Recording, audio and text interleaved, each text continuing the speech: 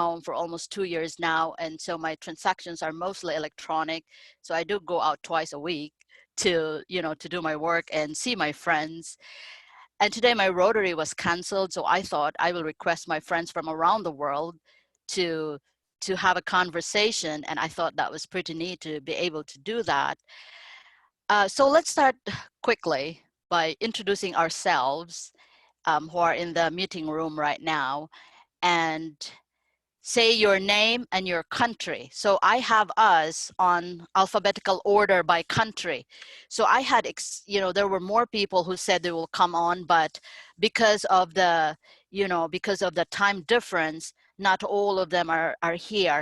But let me start with from China, and then Germany, and then India, and then Italy, and then the USA.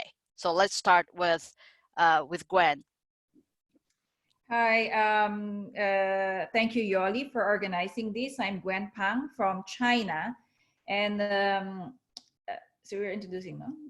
Okay. Yes. And then next, from Germany or Spain. Yes, hi together. I am come from Germany. I'm Frank, and I'm just in the moment I'm sitting on the island of Mallorca. There's also no possibility to go by flight to Germany now, but I enjoy the time here. So let's talk about more later. All right. Next is India.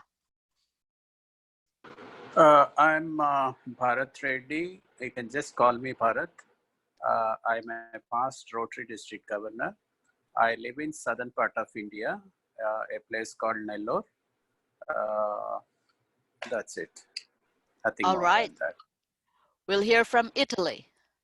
Yes, I'm Maria Piperes from Italy, and I'm about half an hour from Rome.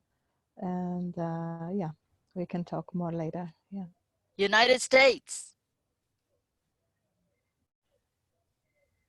Hi, I'm Kristina Thompson from the United States. I'm in the center of the country.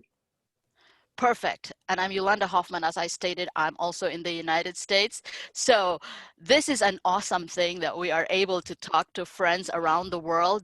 We initially planned to have this broadcasted live via Facebook, but there was some glitch in, I believe it probably on my end. It could be my bandwidth or some sort. But nevertheless, we want to get most of this conversation we have, and we could share this to everyone later after we're done. So let's go back to each one of you, and I'm really interested to hear your respective experiences in this time of what we call social distancing. And I know a lot of countries are in lockdown, and at the center of this current virus now is China and Italy, and we are very happy and we are glad that we have Gwen Pang from China and Maria Piperes from Italy.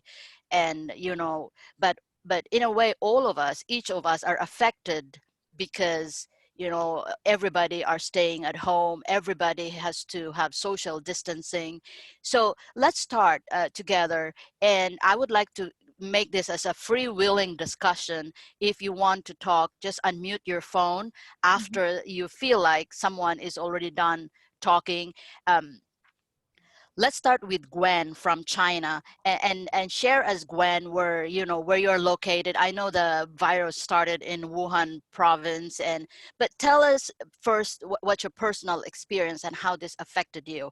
Let's limit to 2 minutes so we can go around. Okay, thank you very much, Shirley. Well, when the virus was identified as nCoV or N coronavirus, which is novel coronavirus at the very beginning, that was January 7, I was in Beijing. I just came back from my holidays, and then of course I wasn't like psychologically and emotionally prepared, to hear this, because we were just on a very festive mode, and then here we are hearing all this thing, and then it's so uncertain because we don't know what is this. Then just before the Chinese New Year on January 23, the government has announced that Wuhan city will be locked down and Hubei. We don't know why at the time. We couldn't understand why it should be locked down. It is something unprecedented. It is something has not been ever done. We don't know what will happen, to the people there and also to us. Then after that, we were all asked to undergo self-quarantined, especially first identifying from people who has some, encounter or contact with people coming from Wuhan. Then eventually, after the Chinese New Year, especially for Beijing, when people are coming back, Beijing people were asked to go on quarantine. So totally, this incident, epidemic in China, and now which is pandemic, that is happening globally, has changed our lives, has changed the way we live. So for me, it is different because I don't just live like a usual citizen or but we actually work also at the height of this epidemic because this is part of my job. So I work for the Red Cross, and then I'm supporting the different national societies as well. And then we have to work at the same time, also coping and adjusting to this incident. So the schools were closed, then restaurants were closed, then there were designated place where we can buy our groceries. There were changes in terms of shifting of people going out of the compound, and then our temperature were checked when we come in and out of the compound or in establishments or building. So all these measures has really changed our lives. But then after that, we understood that this is actually done to curb the spread. the infection, to slow down. Then after that, we actually felt safer to be on quarantine. So, but it was at the time when we understood well that we felt safer. And then, of course, all of us are trying just to make the most out of our stay at home.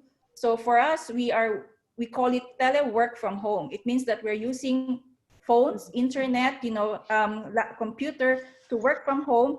I was very amazed how much we can do by just sitting in the table and working, using our laptop, using our internet, conversing, communicating. We have not seen each other.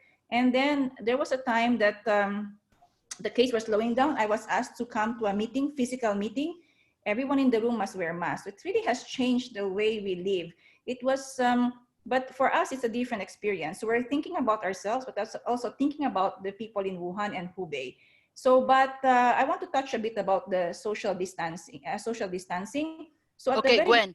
Okay, Gwen. So I gave you 3 minutes. So let's go back. We will go back to you in a moment. So that was, can you imagine, those 3 minutes? Very good information, Gwen. Mm-hmm. So, and then you will give us your perspective on social distancing after we have gone around. So let's hear from Germany.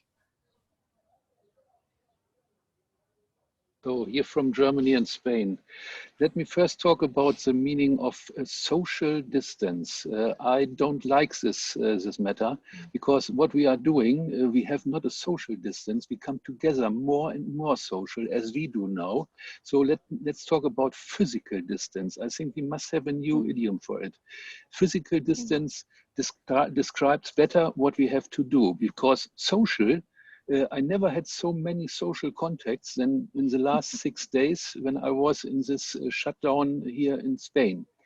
So I'm normally living in Germany, in northern Germany, which is not so affected in the moment, near Bremen. Bremen is near Hamburg, so Hamburg will be known by you because there was a Rotary convention last year.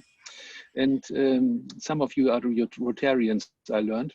In Germany, the government gives the people the freedom to decide what they do. They say, stay home, please, stay home, and avoid physical contacts.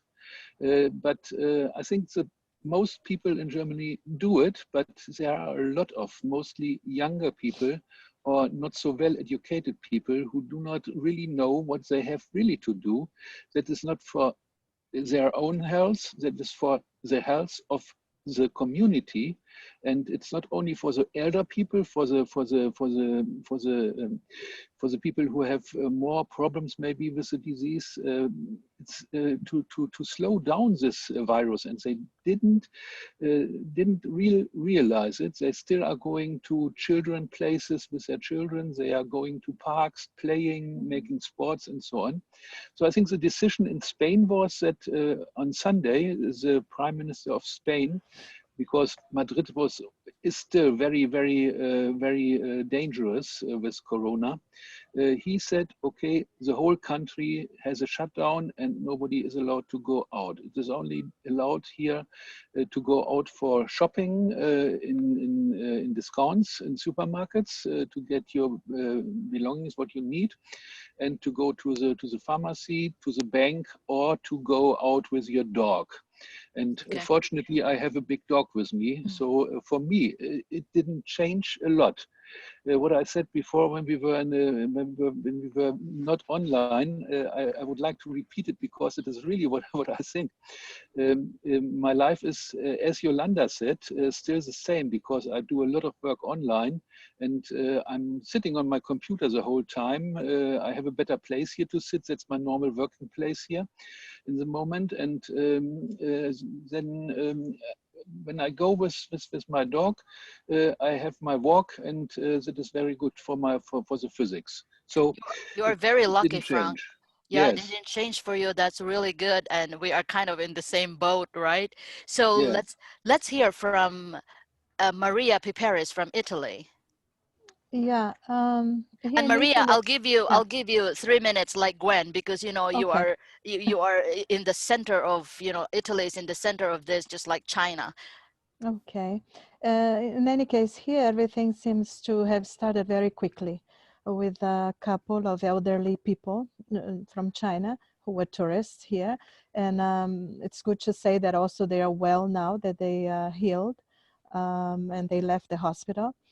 But everything went very quickly because right after we heard about this couple who had been found with this virus, in Italy, the thought was that this is a Chinese thing. No, it's something that happens in China. We don't have to worry. But quickly, we heard more and more cases, and more.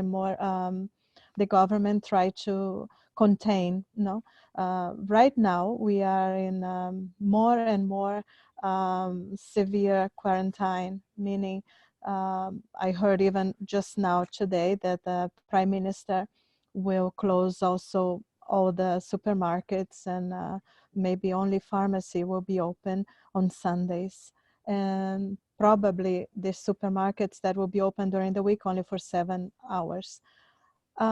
People, a bit like what the person, sorry, I forgot the name, from Germany said, still there are so many people around, walking around. Even we have recently received the doctors from China who were of great help and are helping incredibly now here. They said that there is still too many people around. People have to stay home. People have to avoid this physical contact, you know. As you know now, here is almost, there's a very much a springtime feeling, no? So it's very easy to feel like going out and, you know, taking a walk. And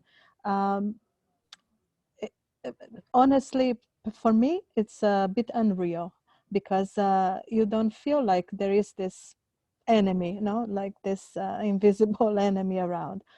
But as you go to the supermarkets, we personally, our family, we went every 10 days almost. We've been here at home from the 9th. And That's shortly after, they closed all the schools, you know. My daughter was going also to a school about 40 minutes from here. She took the bus and everything. Of course, I was worried. And not only, some of her friends were in Milan, where everything in that area started in two small towns first, you know, Godogno and Vo. so Except Maria, that, yeah, I'm sorry to interrupt. I have yeah. a quick question for you. So how Mhm. far are you from northern Italy, where we hear in the Well, news where there's a yeah, lot of yeah. No, I'm close to Rome, so the difficult part is the northern part of Italy, Milan and Bergamo. Very, very difficult situation now. It's about 600 kilometers, maybe about 350 miles, I think. Yeah, Okay. from us. Yeah. Okay. So Thank you for sharing that, Maria. yeah. So let's hear from India. Bharat? Yes, Irlanda, as far as today's position is concerned, uh, totally 195 cases have been detected all over the country. And in the place where I live, Nellore, has about 4 cases, and two have already are out of the hospital, totally cured, and Mm-hmm. two are on the way to recovery. Doctors say they will also recover. There should be no problem. And the government has been taking very good care, or they have taken a very strong action in my hometown. All the theaters, the schools, and private establishments are closed.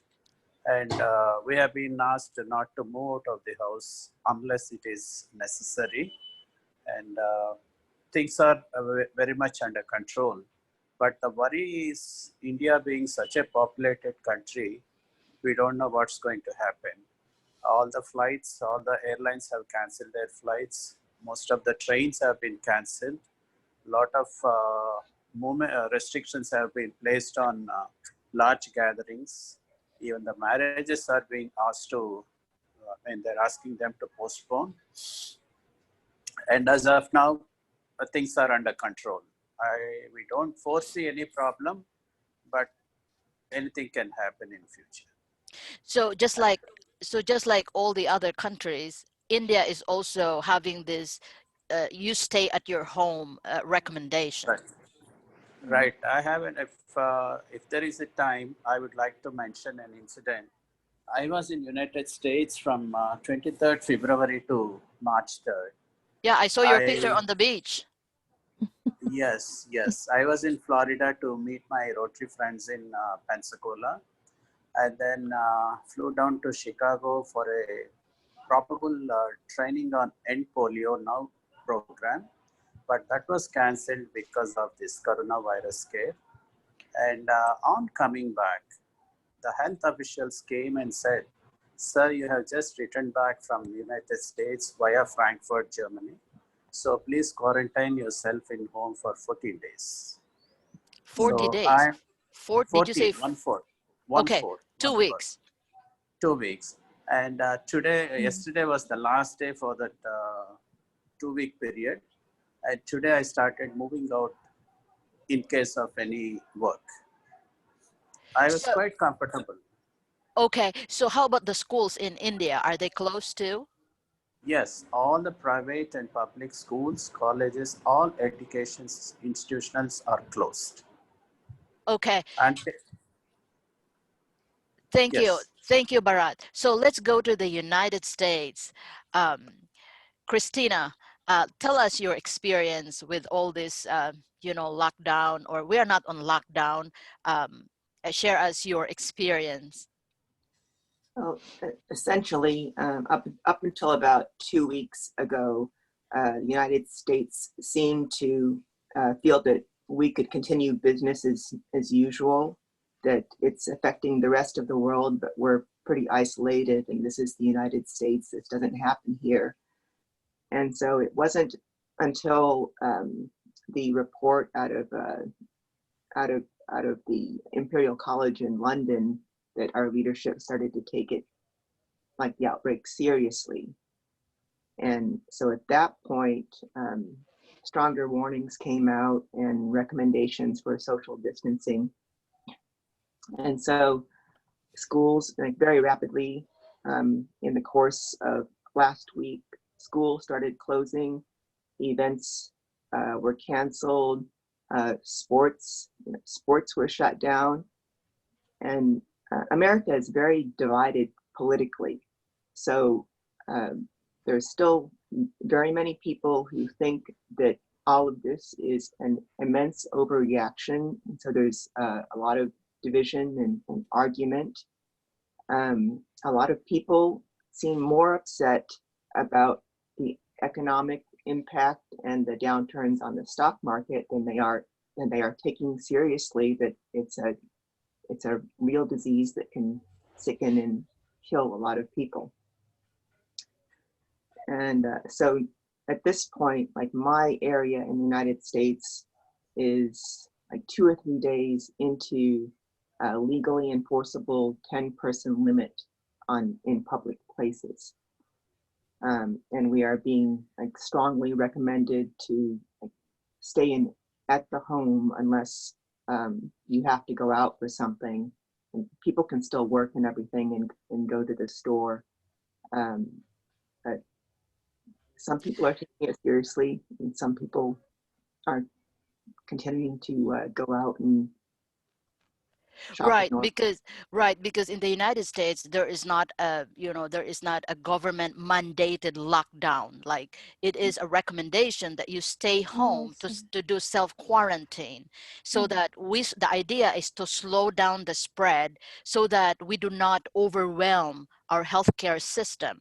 I think that's the idea there. And in most states, from my observation, is that people are generally you know I would say obeying or practicing social distancing, or staying at home.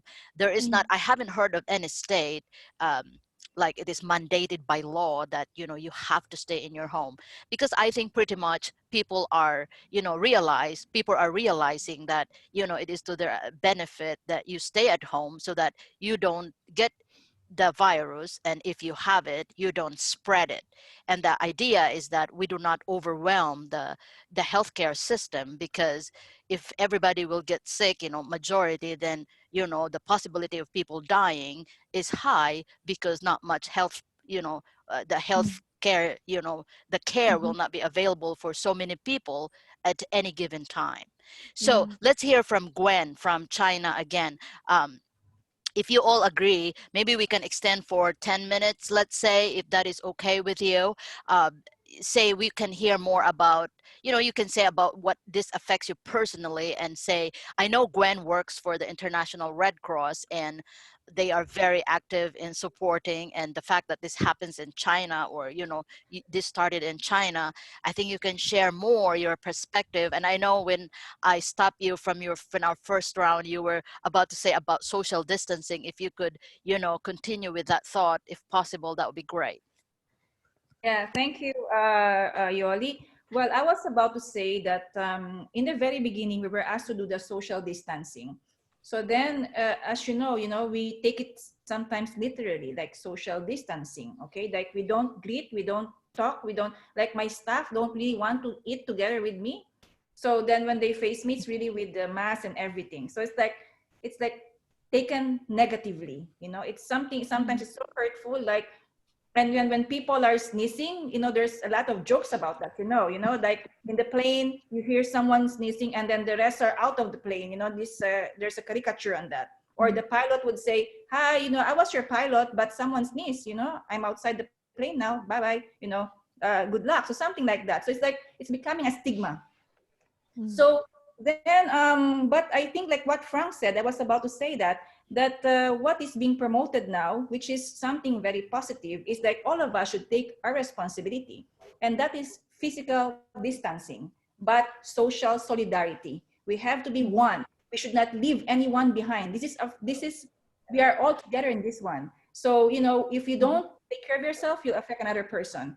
And it's a chain reaction. So this is this experience, as we've seen, especially in China, it really shows something that very clearly that we are like it's a chain, we're like a chain interlinked with each other, and then we are only as strong as our weakest link in the chain. So we really have to band together. Yeah, band together. So this, but I should say, Yoli, that this quarantine, lockdown, the physical distancing, which is originally social distancing, has different effect to different people. So some suffered some psychological, distress. Some also went through financial distress. So it has different impact to different people. I think this one also help us to be kinder. And then what I've seen, I've never seen such so much prayers, in this time, so much unity. So this also, I think, has positive side that we have seen. If we know how to take care of each other, we all win in this fight against the coronavirus. So I hope this will put an end to this one if everybody will just be, responsible, but be kinder to others, and then understand this whole thing. Then we can be successful on this. Okay, thank you, Gwen. So anyone who wants to add to that? No, I absolutely agree with what she said, because I can see that also in Italy.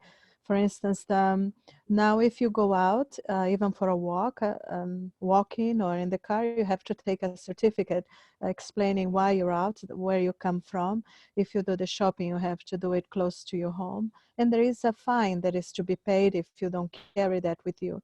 Or if they investigate and find out if you are actually if you live close by, or if what exactly you're doing. No? And in the beginning, they stopped so many people. Now I see that people slowly, but I can see that people are taking it more seriously personally. Like, I have to be careful because I don't want to be create a problem for someone else, or or bring into my family. So the mentality is changing a little bit more. So Maria, when you say everybody carries a certificate, Yeah, is that certificate from the government? Because Italy right now is like on yeah. is mandated by law. Is it that it is on a Yes, lockdown? yes. It's mandated by law. There, like I said, there is a fee, and also if you had the exam and they found out that you have the coronavirus, and even if you are just sent home because it's not a serious, like you don't need immediate care, hospital care, they send you home and you can stay. But if they find out that you go out and you don't have a reason to go out, there are more serious fees, and Okay. things that, it's absolutely prohibited that a person who was, who has and is out in the streets, they shouldn't be. Okay. Yeah. So Frank, you were raising your hand, Frank. Yes, yes. Yes, I can add, in Spain it's the same way. We have no certificate, but the police is going around and they are checking who is outside, and they are mostly checking people who are together with two or more. That's not allowed. You can only go by your own. So I cannot go with someone else for shopping, for getting my daily goods. It must be only one person. But let me add another topic, which is very important in Germany. I think in Germany and maybe in Italy also, because we have the problems with our small and medium-sized businesses. Germany, as you may know, is run by more than 90% small companies with less than 10 employees. And they are all facing really big problems because the most companies are on the risk of their owners. They get not so many money from the banks. And when they have 1 month no business, they have a really big problem. And I think a lot of these companies must close their shops or their businesses within this time. I think, how is this in America? Is it the same way, or do you not face it in the moment? Because there's, I think Mr. Trump said he wanted to give everybody $4,000 or something like this. In Germany, they say, okay, we will give you opportunities to get credits from a special bank. But with credits, no smaller company owner can pay his people, and nobody can run his business from credits because that's very difficult. So I wanted to post it out. That's for Germany. I think it's very serious because we have a lot of these small companies. Oh, thank you, Frank. So let's go around of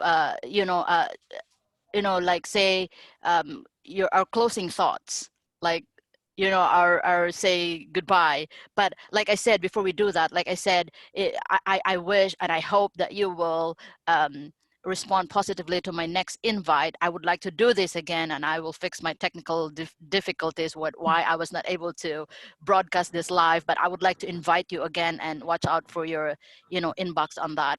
But let's go around and say our, closing thoughts, and then we will close this conversation. So let's start with Kristina. Okay, I just wanted to answer Frank's question a little bit first, and Okay. that is the U.S. small businesses are feeling that same kind of impact, and a lot of them are going to be in trouble. There's been talk about being able to suspend mortgage payments for up to a year, and each adult getting $1,000 from the government and $500 per child. But that's not going to be significant help for business owners. As a way of summary, like I said before, there's a lot of division in the US about whether or not this has to be taken seriously. And I hope as the situation develops, we really start to pull together like other countries have. All right. Let's go, Bharat. Yes, Yolanda. First, I would like to thank you for having the idea of having this great video chat. And I agree with Gwen about her thoughts on the social distancing. It is the difficult times that brings people together to work in unity. And they have done a fantastic job. And today we see no cases in China. And as of now, Indian government is taking wonderful and very stringent measures to control the spread of this virus. We are hoping that we'll be successful in controlling it, and we are hoping for the best. And I would like to say thank you once again, Yolanda, and we'll definitely meet again and again and again. Thank Perfect. you. Thank you, Bharat. Let's go to Maria. Yeah, thanks, Yolanda. Also, maybe I just wanted to say, I remember when terrorism started, right? Things never were the same again after September 11th. And it left people with fear, right? Fear of traveling, fear of people from certain parts of the world. I hope this, I know this will end, but I hope that it leaves us with a great awareness that we're really on one earth, it's like what I do here there are consequences for other people. Doesn't matter if it's in China or Italy or US. I hope that that's the fruit of all this, and that not so many like we see now here in Italy, especially, so many people have to be sacrificed like they are now. That's Thank all. Thank you, Maria. Let's hear from Frank. Your closing thought, Frank. Closing.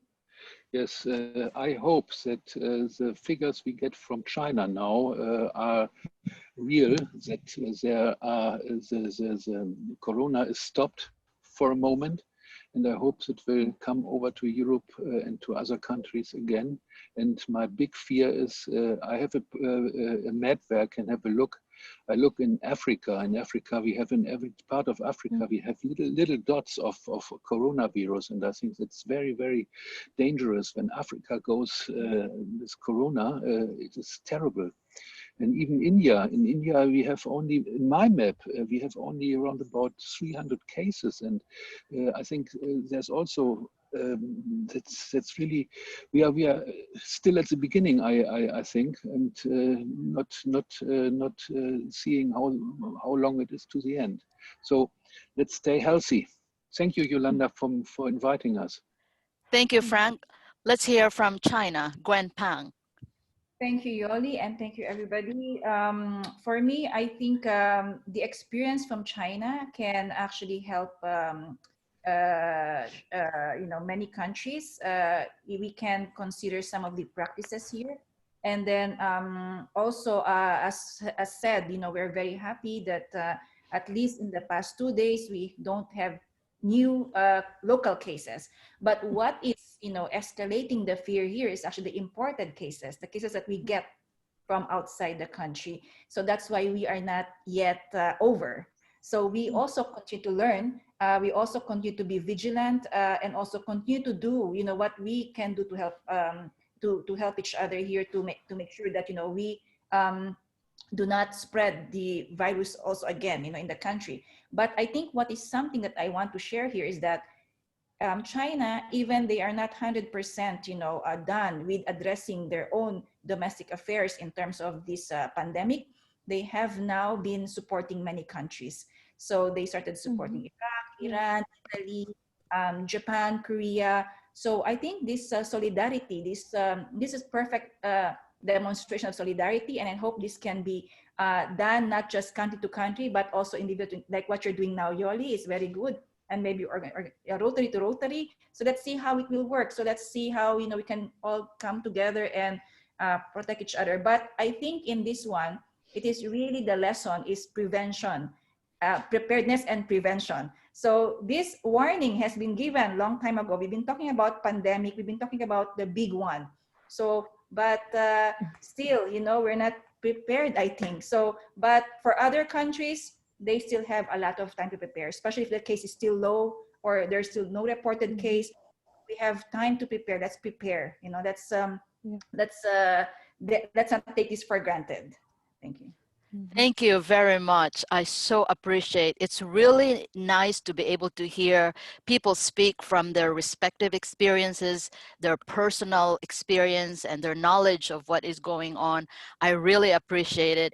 And so what I'm going to do is that once this is done recording in the cloud, I'm going to post this on my timeline and I will message you that it is done. Thanks again, everyone. Thank Stay you. healthy. Yep.